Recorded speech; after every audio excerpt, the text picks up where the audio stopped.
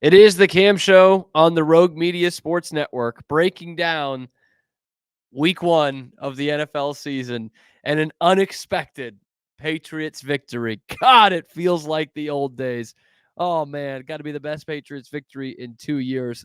Before we get into it, let's take you through it. Zach, roll the clip. First play of the second quarter. Running play. It's Stevenson. Touchdown. Patriots strike first. The corner. Motion man Hudson. The throw caught. Hudson lost the ball. Looked like a touchdown. Instead, it's a turnover. No rush. Clean punt for Berenguer to try to pin the Bengals back. Jones from the 10. 54-yard kick. The ball pops free. Patriots have it. Turnover Bengals. Made kicks of 32 yards, 35 yards, the 37-yarder.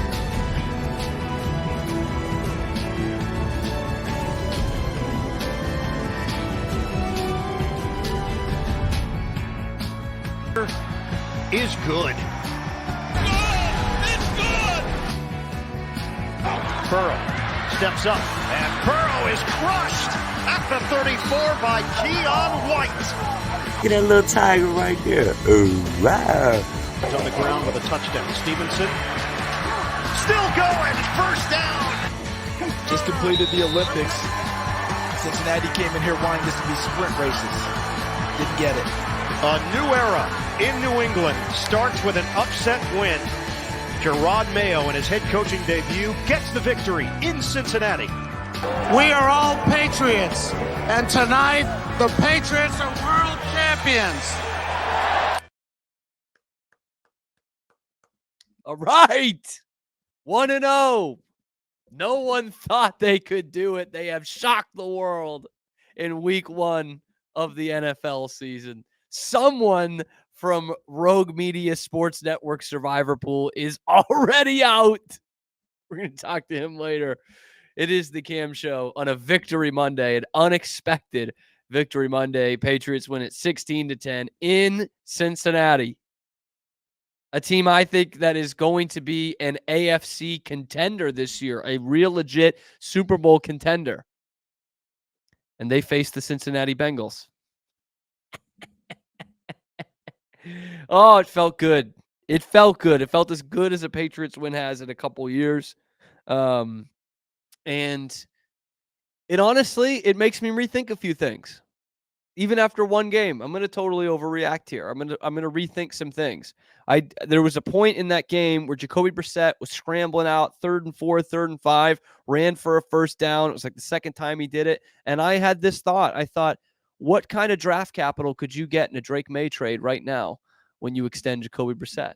That thought crossed my mind as the Patriots knock out an AFC contender in their own barn. But seriously, the thing that did actually stick out for me was they didn't shoot themselves in the foot. That didn't look like a team that's only going to win 2 football games. I know you're not going to win many when you're scoring 16 points. That's not lost on me. But the last couple years, especially last year, they looked the part of a team that was battling for the number 1 pick. Did they not? The penalties and the turnovers and the constant mental errors, lapses in special teams. They didn't do any of that in the game yesterday against Cincinnati. None of it. They looked a competent football team. And sometimes the last few years, even when they were winning some games, even when they challenged for a playoff spot to the last day in 2022, they didn't play as clean a game as they played yesterday. They didn't have a bunch of penalties. They didn't have procedural penalties, which looked like that was going to be the case with this offensive line. The offensive line was fine. They were okay. Talk about them in a minute. In fact, much better than my expectations. But they didn't dig themselves a hole on penalties. They won the turnover battle. They ran the football well. They played excellent special teams, which has really fallen off the map for them the last few years. They create a turnover on special teams. They had some great punt coverage all day, 3 field goals. It was like a blemish-free day. They controlled the ball. They controlled the line of scrimmage on both ends. They ran it well. They didn't commit penalties. They didn't commit turnovers. Though that's what the very worst teams in the league do. They do all of those things. Look at the Panthers yesterday. That is going to be the worst team in the league. They did all of that against the Saints. So that's why I'm like, I'm not saying they're going to be a playoff team or anything like that, but I'm now out of the mode of 1 or 2 wins. And watch, they're going to pull off some Jaguar shit and lose the next 16 in a row. But I that just did not look like a truly bottom of the barrel NFL team to me yesterday. It didn't at all. And Brissett was okay for a guy who only threw for 122 yards. But again, he kind of had some shakeability, got out of the pocket a little bit, converted a couple of those third downs with his legs. In fact, Drake Maye said this morning on EEI, he said, which that was surprising because Mayo called him the slowest black quarterback in the NFL. His words, not mine. But that's what Brissett can, like, all the savvy veteran plays that you expect from a Jacoby Brissett, from a guy who's been around the block a little bit. He came up with them on Sunday. It's a couple of those where he knows he has the legs to run. Like, you have to respect that enough. You're not going to put a guy on him, but he can get there, right? There was a couple early in the game where he beat the blitz and beat the pass rush that was coming. Cincinnati typically is a very good pass rush, specifically with Trey Hendrickson, who didn't do much in this game. I thought he was going to have an absolute field day. He did not. And it was a Okorafor gets subbed out early. He started the game at left tackle. They end up putting in Vidarian Lowe, who is, typically not that much better. But Lowe comes in and has a pretty good game, all told. And that was kind of a heartbeat for this Patriots offensive line, that they ran the football well. I just didn't think that was coming. I definitely didn't think that was coming in week 1, that they only allow 1 sack and their leading rusher, Ramondre Stevenson, goes for 120 yards. Because behind this offensive line last year, he was averaging 50 yards a game. You get him 5 yards a carry, 25 carries for 120 and a touchdown. That's a perfect day at the office for Ramondre Stevenson. And you saw it on that last drive, man. He was putting it on ice himself. He looked like 21, a little bit of 22, Ramondre Stevenson. Get a guy in space, get a smaller corner or safety on him, and he's either going to run over him or shake him out of his shoes. Like, he basically killed off the clock by himself at the end. A couple of first downs. They get the ball back. Cincinnati has essentially 4 timeouts, all 3 of their real timeouts, plus the 2-minute warning. And the Patriots never even get to third down. I'm sitting here thinking, are they going to have the firepower to keep the chains moving and run out this clock? And they did, like, big time. Never even got to a third down with it. Ramondre Stevenson, a big part of that.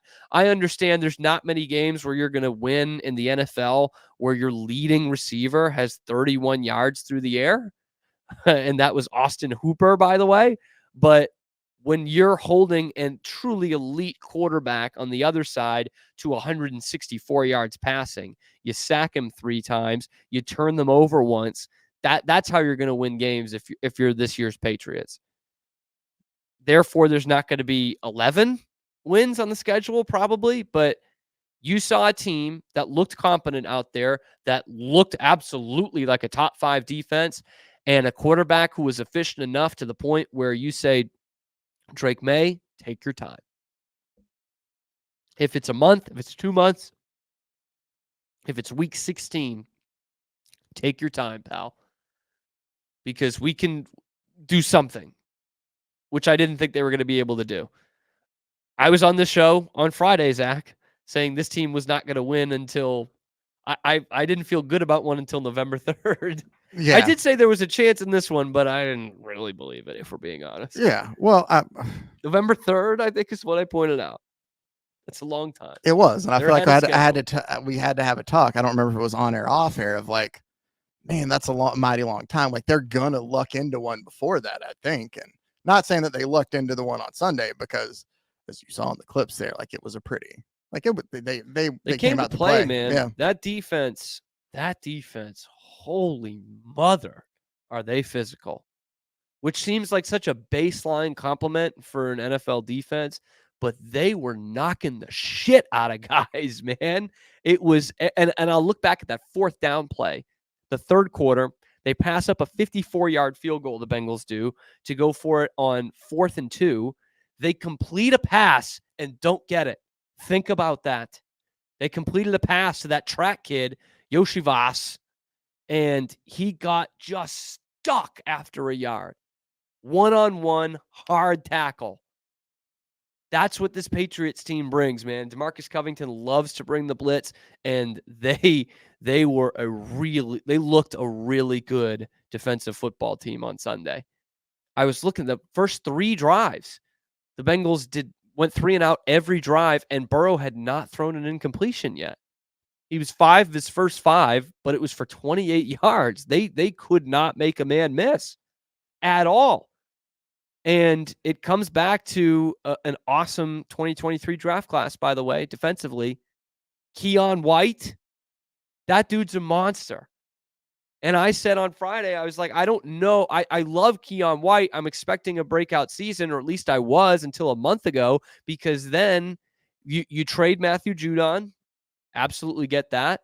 And then Christian Barmore gets the blood clot problem, and we don't know if he's going to play this year. That's a tough break. But now all of a sudden there's a ton of attention on Keon White, a guy who is going to be your main pass rusher on the line in the front 4, and a guy who can also stay in there against the run. Keon White was awesome in this game. 4 tackles, 3 of them by himself, 2.5 sacks. He was all over these dudes. And there's one in the first quarter that he just abused whomever that Bengals left tackle is. Oh, wait, that's our old pal Trent Brown. That's who that is. Yeah, he went right by him. One move. I don't even think he touched Trent Brown. Just like quick swim right around him. Gets in there for a sack. Pitiful by Trent Brown. But where have we heard that one before? Keon White, terrific. The other guy from the 2023 draft class, Christian Gonzalez. Get to know him. Gonzo Island. It's coming to the NFL. It's a tough break. What happened to him early in the season last year in that Dallas game? He got the collarbone shoulder injury there. So he's essentially still a rookie. But you look at the receivers he's gone up against, and he has had very productive games against Tyreek Hill, against A.J. Brown, against Garrett Wilson, and now against Jamar Chase, because he locked down Jamar Chase in this game to the point where Chase after the game was saying, I had food poisoning yesterday. Bullshit, man. We are now in an era where all pro receivers are coming up with illnesses for why they couldn't get free of Gonzo Island. I am so here for this. We are witnessing the beginning of a truly, I think, special career at the cornerback position from Christian Gonzalez. He allowed 3 catches to Jamar Chase when he was covering him yesterday. He held Jamar Chase to 3 catches and 14 yards when he was on him. That's lockdown stuff. Christian Gonzalez, first round, 23. Get to know him. I wish he'd still be eligible for Rookie of the Year defensively, because he was going to win it last year. He could have won it this year. He's now got the 0 on there. It's the aura is off the charts. Long, fast, young, shut down corner. And you have got a top 5 defense here, it certainly looks like. Keon White fits that bill. Christian Gonzalez fits that bill. Kyle Duggar had a pretty good game. Jabril Peppers, once again, excellent game. And you saw how fired up they were after the game, by the way. Pepper's out there going in the tunnel. That's what we fucking do. Like, that's what we do. It's exciting to see them excited. The Gatorade shower for the head coach, I thought that was a little too far. This team used to celebrate winning Super Bowls. Now we're celebrating a week 1 win in Cincinnati. I get it. They love this guy. He's a former player. I'm sure he connects great with them. He played with one of those guys, Joe Cardona. He's got a couple of former players on the staff, recently retired players. So, like, I get it. But the Gatorade shower to win game 1, 16-10. I thought that was a little bit much. We are Rogue Media Sports.